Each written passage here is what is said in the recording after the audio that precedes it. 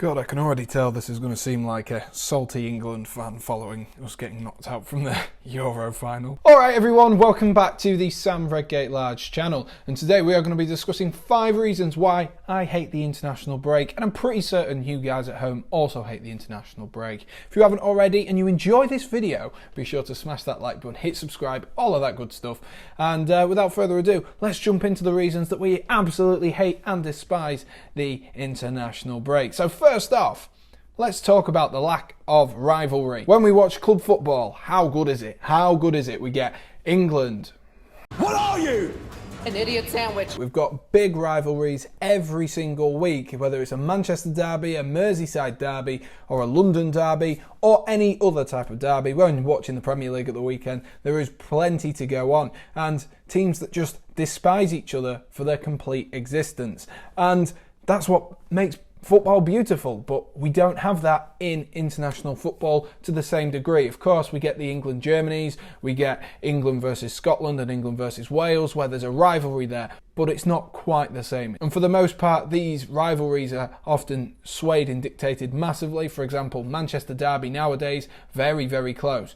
But in the international stage, it's been a long time since Scotland or Wales got a positive result, not just a draw, against England, and it doesn't quite have that spark or the panache. And that is the first one, the lack of rivalry. Moving on to number 2 is seemingly useless games, and I appreciate that to teams like Liechtenstein, San Marino, any other teams you can think of that are really, really tiny, I appreciate that all of these games to them are like cup finals, but to us bigger nations, to those that get to European finals and stuff like that, it does look like it almost hinders us playing these games because it's not really fair. It's not really fair on them, is it?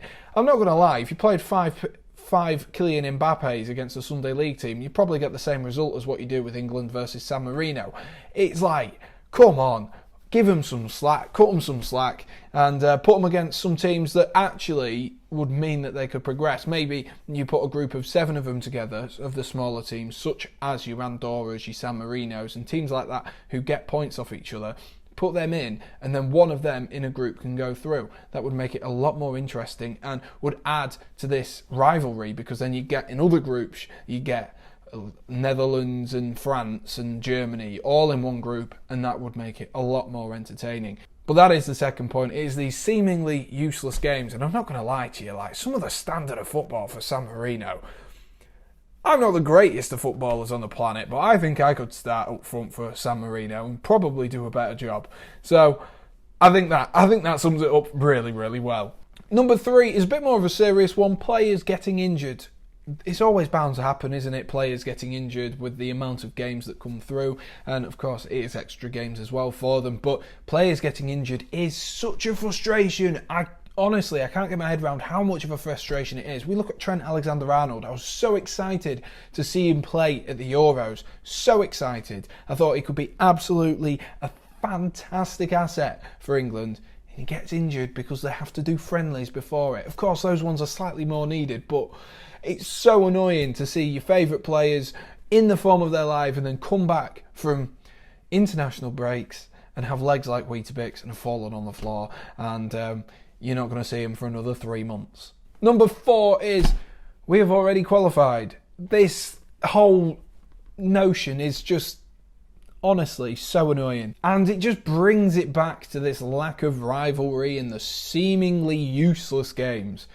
But teams like England now, England have already progressed. They've got a game against San Marino, which was a nothing game in the first place, but it's a nothing game now, and that's because there is a lack of competition as a result of it. And we are already qualified.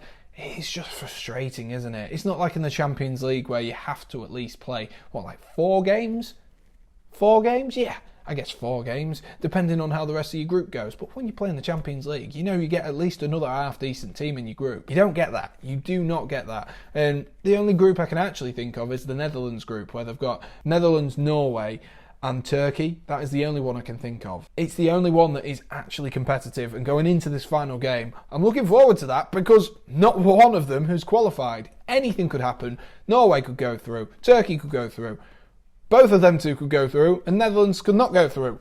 Honestly, I hate the fact that some teams just qualify instantly, like England. Like, I know obviously it's good for England to qualify nice and early, we can try different players out, but I just prefer the competition, man. What more do we want than competition?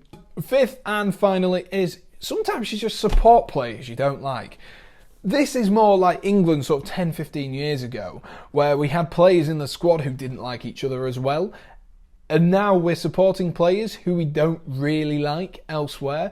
And so as a result of it, you sat there and you're like, well, do I want them to do well or do I want them to do badly? Because obviously we know that I love Mason Mount, but that doesn't mean all the Tottenham fans are going to love Mason Mount or all the Arsenal fans. Why should I love Emile Smith-Rowe? He's done nothing for me. He's a fantastic footballer, but he's done nothing for me. Why should I support him? Go out my way to support him. And this notion that we just then all of a sudden have to drop every single rivalry just because they're in the England squad is baffling. It really is baffling. I never thought I'd see the day where I would cheer when Harry Kane scores a goal. And all of a sudden I'm doing it every single game as soon as England get to the Euros and the World Cup. Those are the 5 reasons why I hate the international break. I think they're pretty valid, to be honest with you. Most of them just go back around in a circle about the lack of competition in the international break. What have I missed, guys? Let me know in the comment section below. What else have I missed? What really winds you up about the international break? Thank you for watching, and I'll see you on the next video. Cheers!